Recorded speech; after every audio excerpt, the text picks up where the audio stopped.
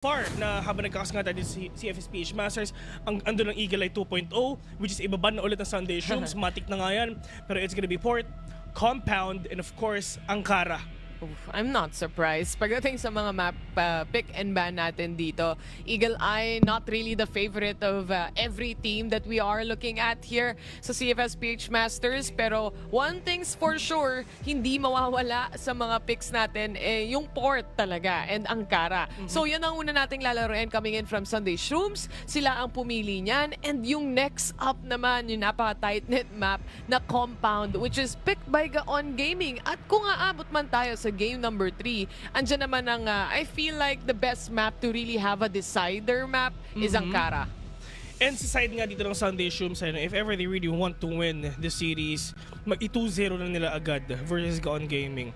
Kasi lalong-lalo na, if ever you are on Gaon's gaming side, kumbaga, ito yung mga players na in terms of experience, solid na rin experience nila, di ba? If ever you have the experience, mataas yung mataas yung kumbaga in terms of basta yun nga, hindi ka madaling mapagod kumbaga. Yung exhaustion mo if ever naglalaro ka ng for long hours of gaming, for long hours ng isang tournament. Sa totoo lang medyo dragging experience siya, pero fulfilling yung pakiramdam pag nananalo ka nga dito.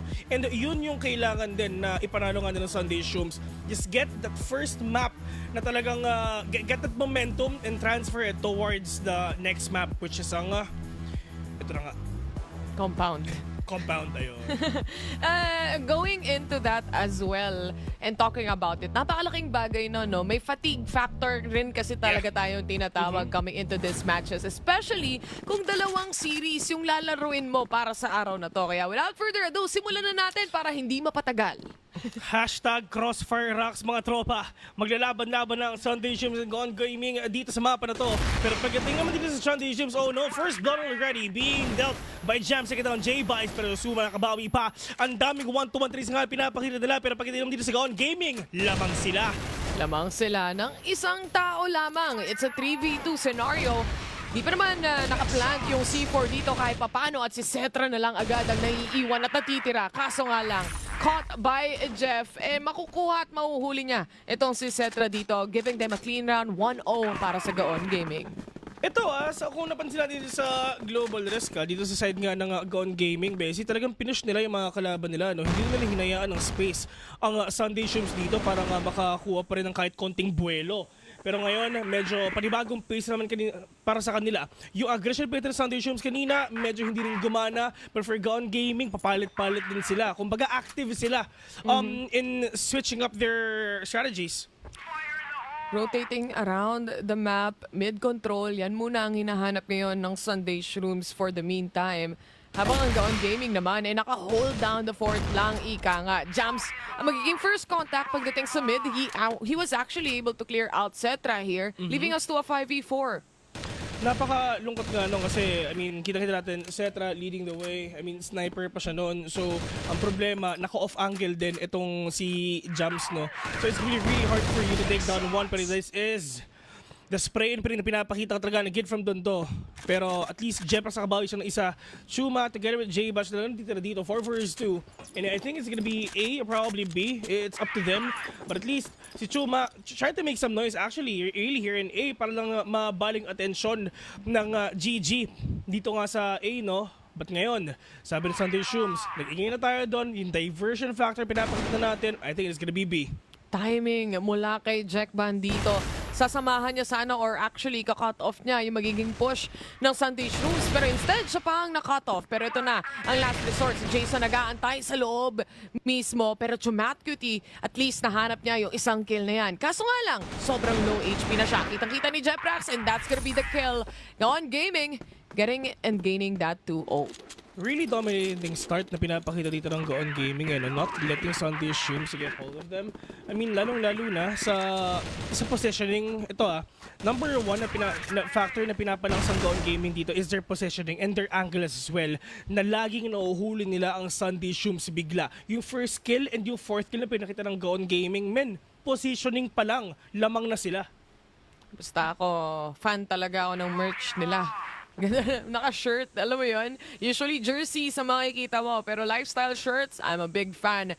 2-0, and so far, katahimikan pagdating sa mapa. Kumbaga, yung first round natin, isang matinding pahapyaw lang para sa side ng Gaon Gaming. And now, Suna, nakahanap ng isa dito with half HP. Kaya niya pa mag-rotate around. And Jams also very low on the HP as well.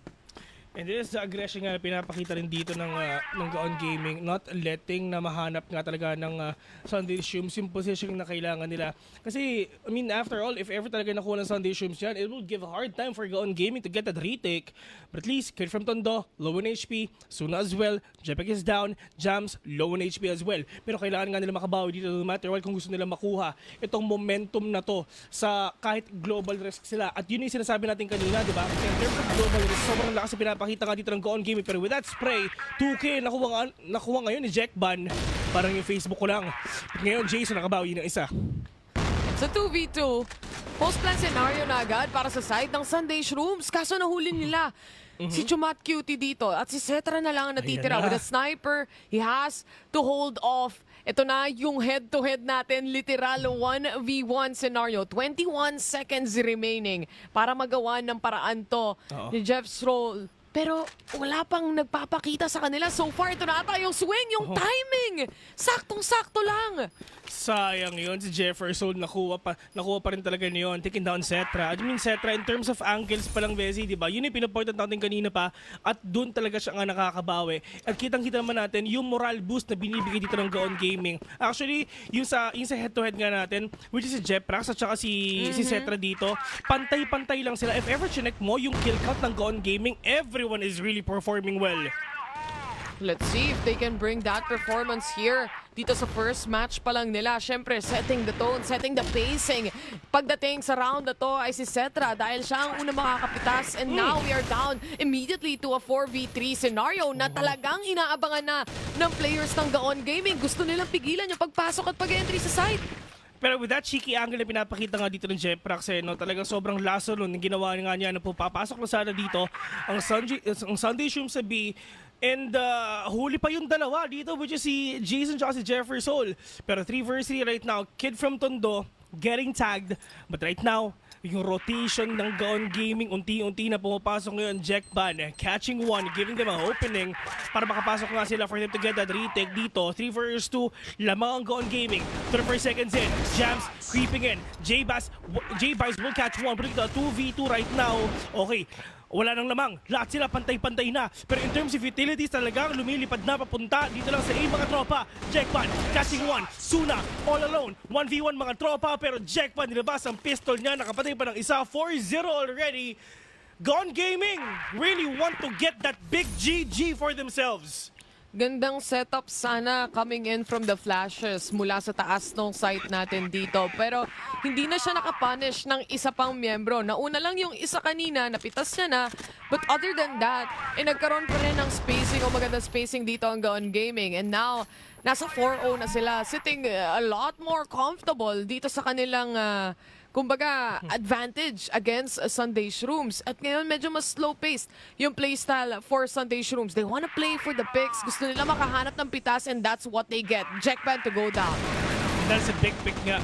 At least, Chuma catching one. Jason with another one right now. Pero Cetra, bumawi nga siya ng isa. Pero si Jeprax medyo dumidiretso na ata trying to cut off the rotation ginagawa ngayon ng Sunday Shroomz.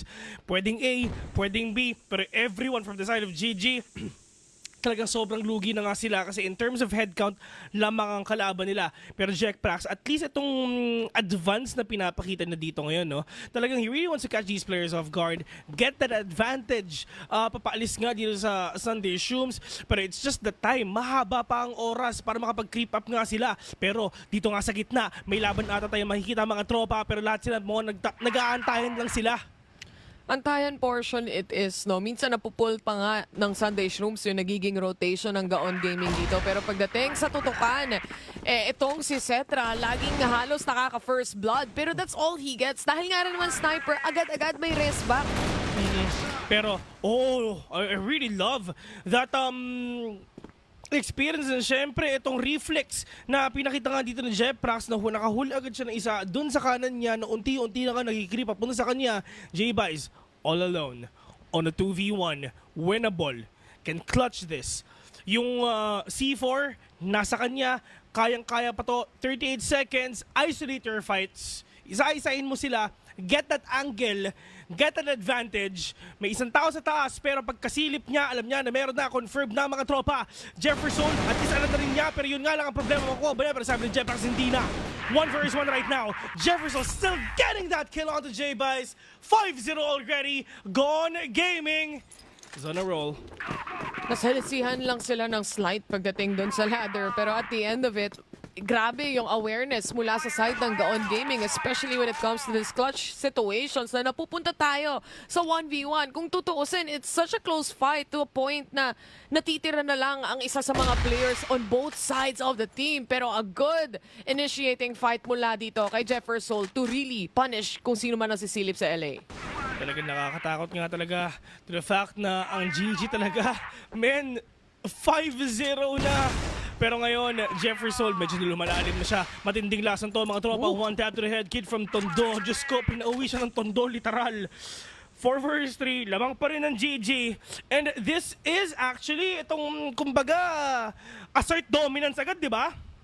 Simulan mo ng magandang pahapyaw, 5-0 mo agad. Parang ganon ang gustong gawin talaga ng Gaon Gaming at maybe it even becomes a 6-0 if they manage to pull off this round. And so far, they've been doing a really great job punishing players left and right na naghahanap ng pick-off dito mula sa Sunday Shrooms. 4 versus 2, Bessie. Anong gagawin na siya Matcura dito together with Jay? But this is gonna be really difficult for them though. Pero this is the aggressive na napakita nga ni Jason. Pero at least yung Matcura, tinabawi nga siya. 3 versus 2, lamang ang GG ng isa. Pero lahat sila papuntang B na mga tropa. Nahuli pa yung isa. And it's all out to J-Bice. Dalawa pa ang katapat niya. Winnable nga. Pero yung C4 naman, at least nasa kanya though. Pero pagdating naman sa GG, they're really trying to wrap around itong Sunday Shrooms. That is a pre-fire. That is the tag already. The damage, not enough. But look at Jefferson. 11 kills. Man, top 1 dito sa lobby. Well, nasa depensa sila ngayon. Nasa GR side sila ngayon. At yun na nga, yung clutch na hinahanap natin, winnable gaya ng sabi natin, and he managed to pull that off with a spray down para sa side ng Sunday Shrooms. Ang unang puntos na meron sila. Yeah, kung napansin mo, Bessie, no? yung swing na ginawa doon ng Gaon Gaming, I mean, first swing to confirm kung nasan siya, second swing to might as well kill, pero hindi nga din talaga gumana yun. 3 versus 5 already, lamang Sunday Shrooms, and this is what they need. Tamang setup lang, post-plan scenario na agad para sa side ng GG. Dito, kailangan nila makahabol papasok ng side. Kaso nga lang, isa-isa silang nauubos sa kamay ni na Cetra at sa kamay ni na Chumat QT. Cetra, go down with that spray down. 21 seconds remaining, pero yung pistol, tumama pa sa isa. Masyado nga lang marami pang buhay. Kamunti ka na yun. Pero ito this is the second time actually na talagang ginawa nga ng Sunday Shrooms. Dire-diretso lang sila sa loob ng site at yun talaga yung gumagana nun. Catching Gaon Gaming off guard at nag-work yun. Pero ngayon, tol, medyo iniiba na naman ata nila yung play for picks muna, kumbaga. Pwedeng contact muna, tahimik lang muna. Just try to confirm kung nasa ba yung mga kalaban natin. If ever okay na, if ever naka-pick off tayo ng isa, at least yung kabila open na. At pwede nga talaga tayong pumasok dun bigla. Pero ngayon, Sunday Shrooms, tulad nung ginagawa nila siguro mga past 4 rounds, past 5 rounds, ito, pickings lang muna. Pero ang problema, nauhuli nga talaga sila ng Gaon Gaming in terms of positioning pa lang, Bessie. And speaking of positioning as well, para sa side ng Gaon Gaming, napakalaking potential makahanap talaga ni kill ni Jefferson. Yun yung pinag-uusapan natin kanina, especially yung mga angle talaga pagdating dito. Long A pa lang, alam mo na parang sniper angle at paboritong abangan ng snipers to. Pero napakadaming utility play ang kailangan mo iba to dyan para lang ma-force out mo sa positioning yung isa. And I think they're just trying to sell a little bit of a fake here para lang magkaroon ng extra pang tao. At least, hindi pa naman ubos yung mga utils nila. Pwede pa bumawi dito kahit paano. But there's a lot of flashes, smokes, and nades as well just to block the vision of Gaon Gaming. Papunta nga dito sa may mid. I mean, look at J-Boys dito, medyo lumalalim na siya, mga tropa inaantay na if ever talaga makakapitas pa siya ng isa. Pero pagdating naman dito sa kabila, yung mga players nga ng Gaon Gaming, lahat sila talagang nag-aantay na din talaga sa positioning and lalong-lalo na sa aggression na pwede nga gawin ngayon ng Sunday Shroomz. And yung crossfire literal nakaset na pagdating kay Jack Ban tsaka kay Jack Prax. At kung naalala nyo, ang dami na nilang nabatong utility play pagdating dito sa Long A kanina. So the setups coming in, tignan natin kung kakayanin at kaya ba nilang i-force out itong magiging crossfire na to dahil medyo masakit kung maiipit sila. Pero nagsiswing ang dalawa. Yun nga lang, hindi na nila naantay. Yung timing sana ng crossfire na to, napunta pa sa mali and now it's a 4v3. That is actually a beautiful positioning na papakita nga sana ng Gaon Gaming. Pero right at the moment, nalalabas na dito ang Sunday Shroomz. Nagulat na lang sila. Hala, men, sa totoo lang, mga 3 seconds of waiting na lang yun eh. Mga 3 seconds of waiting, pero bigla na nga talaga sila nahuli. Kumbaga, yung contact play dito ng Sunday Shroomz, gumana. Lalo na, timing was definitely in their favor at that point. And we are onto a 5-3. 2 puntos lang ang kailangang habulin ng Sunday Shroomz dito. Pero syempre, last round pagdating sa first half natin ngayon ay nilalaro na yung mga sniper possessions na yan. Hindi pa tayo nakakita so far muli ng mga magagandang pick-off. No? Napunta to sa B-site. And yung adjustment na ginawa din ng Sunday Shroomz has been working out for them. And at least with this adjustment na pinapakita nga nila, talaga nakakabawi na rin sila. Ito yung moral boost nga na pinakakailangan nga nila mabawi dito kahit papano. Pero sa totoo lang, one of the reasons kung bakit natalo ang Gaon Gaming onto that round is actually patience. Nga na yun yung talagang akala nila kakaya nilang ma-flank yung mga kalaban nila pero hindi pala. Pero with this shot, Cetra picking off one. Talagang akala nila is gonna be B, pero hindi. Yung pick lang talaga na yon na para lang unti-unti nila, isa-isa nila. They're really trying to isolate the fights pagdating dito sa Gaon Gaming. And Sunday Shroomz has been doing a really good job pulling rotations mula sa side ng Gaon Gaming dito. Kung mapapansin nyo sa minimap, each time na may presence, at least may isang magro-rotate papunta sa kanila. And I think Gaon Gaming, they're also adjusting this time to time, especially as the rounds go by as well. 52 seconds remaining pagdating sa orasan natin to play around this. Pero mukhang Long A na talaga ang magiging puhunan dito para sa side ng Sunday Shroomz. Gusto sana nilang ipitin yung nasa taas. Pero again, positioning themselves onto stairs, makukuha yung trade-off mula kay Chumat Cutie. Medyo nakakatakot nga talaga kasi yung mga players dito ng Gaon Gaming. Oh no, talagang papasok na Chumat Cutie together with Suno 360. Tinatry nila na i-cut off yung rotation. Gagawin nga dito ng Gaon Gaming. 30 seconds in. Mahaba pa yung oras for them to defuse that C4. Smoke lang muna para matago nila yung vision, para matago nila yung aggression. Pinapakita nga nila. Sabi ni Chumat Cutie, meron siya nakita na nag-rotate nga dito sa may harapan niya. Pero go signal yun sa likod para nga makapag-ikot yung iba. Pero ito yung pinapakita nga nila mga tropa. Si Jack Ban umiikot na together with Jefferson as well. It's all up to Jefferson right now on a 1v2 with an Omo on hand. First shot, not gonna connect. Pero Chumat Cutie from the right side nga ng site, bumawi pa siya. And at least, slowly and surely, ang Sunday Shroomz ngayon just getting their Sunday buff. Grabe rin kasi yung pressure ng oras with 2 remaining players and with less than 10 seconds left. What else can you do? You're forced out of your position na talagang lumaban at ayaw pang magpakita nung kinakalaban mo. We swap sides right now and Sunday Shroomz, nasa GR side na sila ngayon and we're looking at Suna a while ago having the sniper as well dun sa mga early positioning pero quick switch up. Pagdating dito, si Cetra pa rin, syempre, main sniper nila. Utilities as well.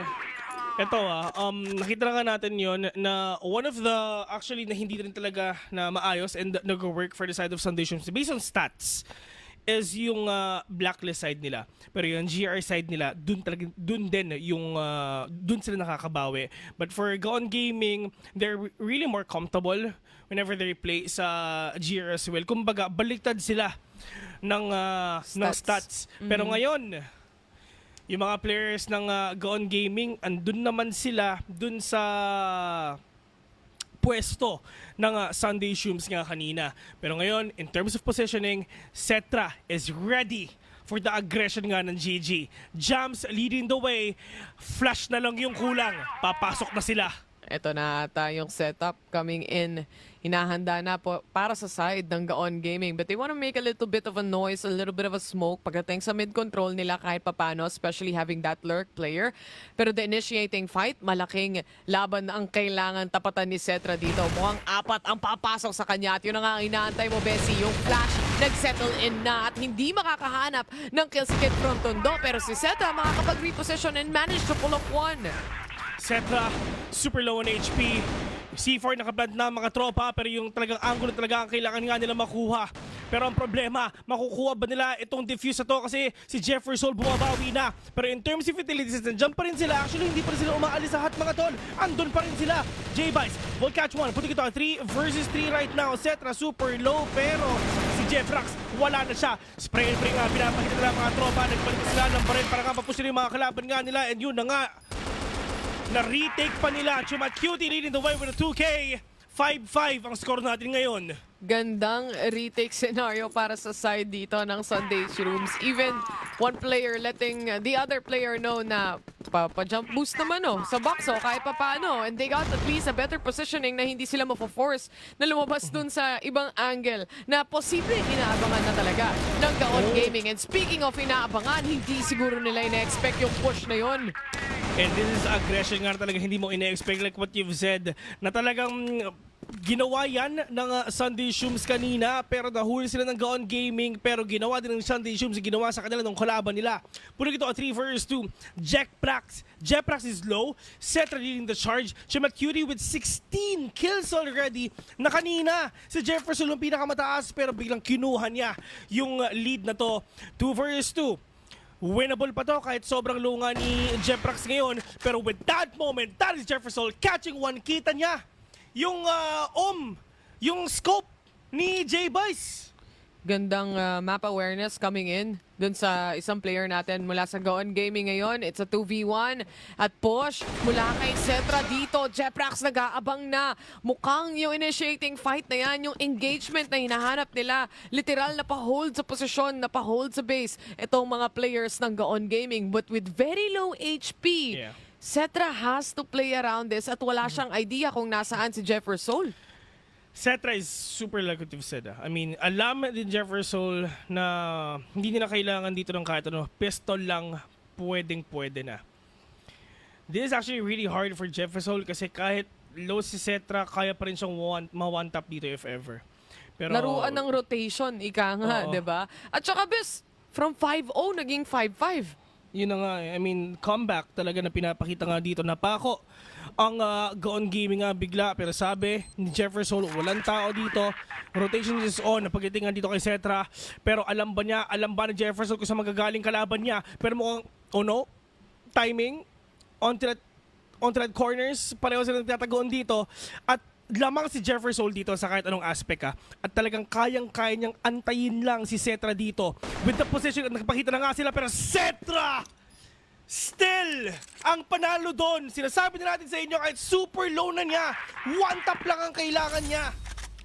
Literal, yung rotation ang magiging puhunan mo sa mga ganong klaseng 1v1 scenario. Especially, napakalaki ng space mo.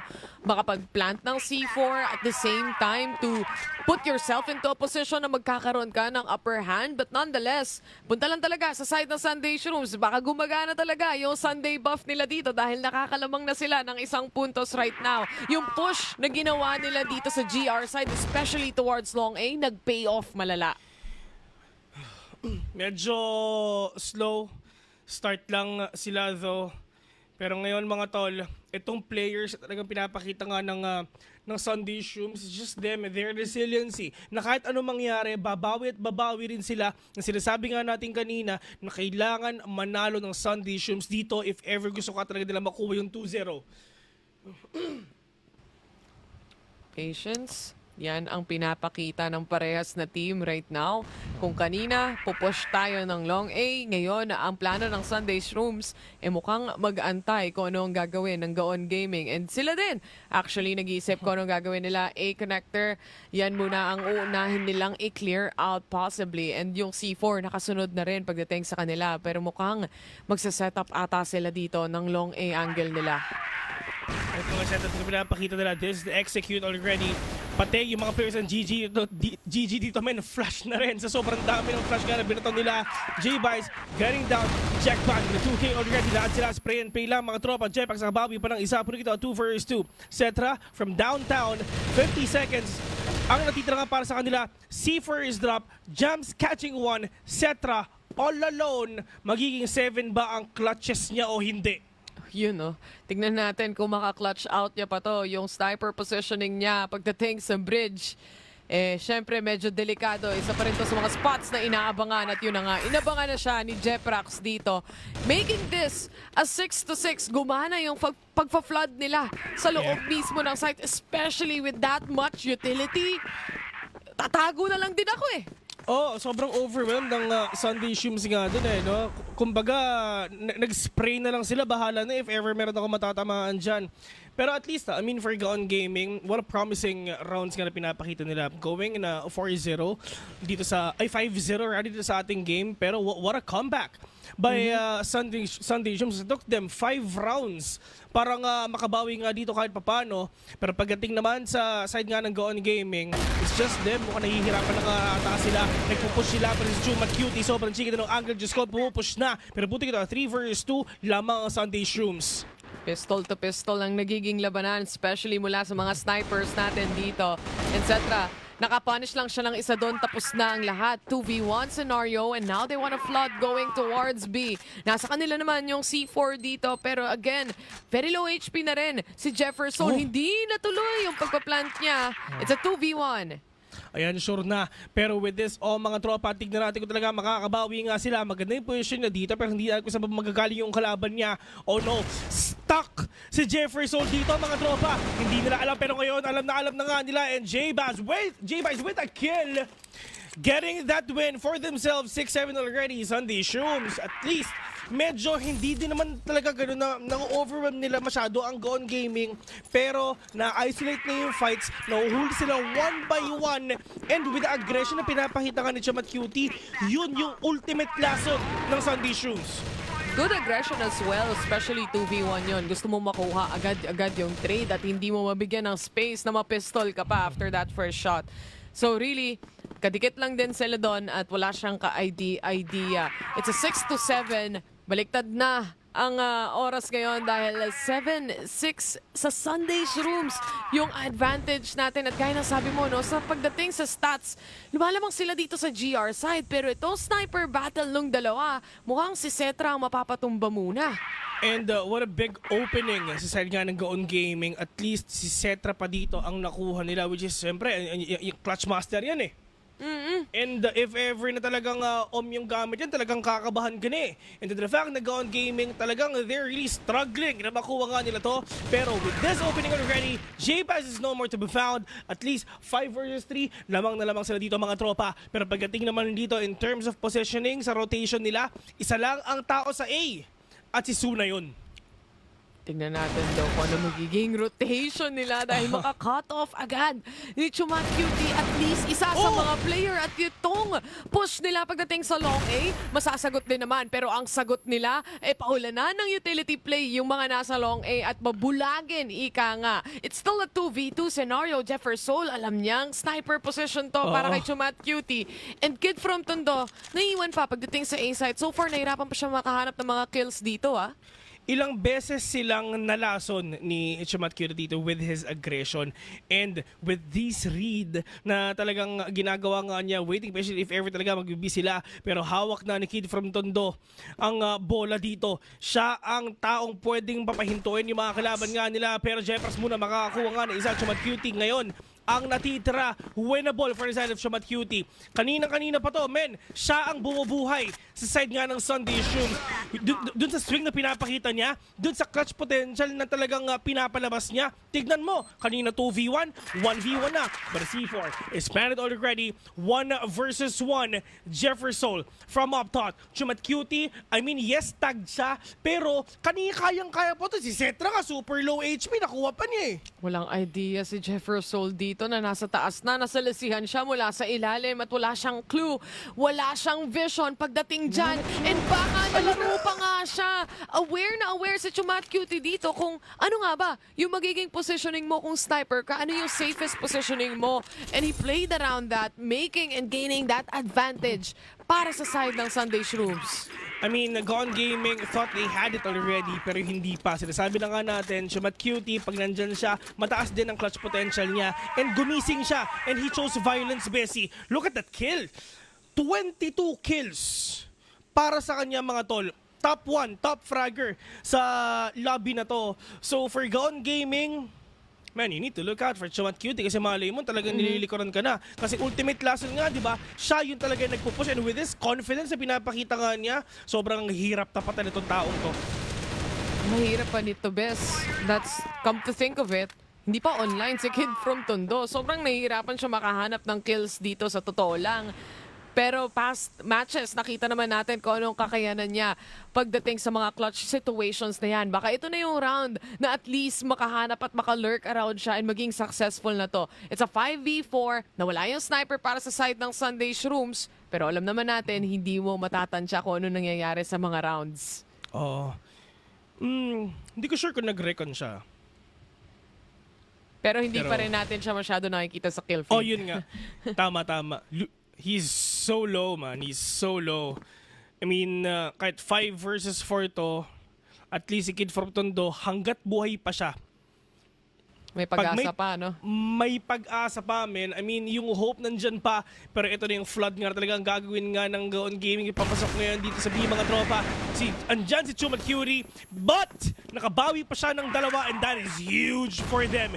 Kid from Tondo, once again, low, Suna, J-Bice, retake is on, utilities, lumilipad na. Yung smoke, talagang lahat sila, wala na makita dito kahit isa. Pero ang gagawin dito ng Gone Gaming, they're really trying to get that information and that aggression as well with this pray and pray. Jack Ban, Jefferson, and Jack Prax. Sila ang nakakuha ng kill, tig-isa. 7-8 already. Gone Gaming, if ever you really want to win, dito sa map 1, kailangan nyo mag-comeback to agad. Oo, agad-agad, ika nga.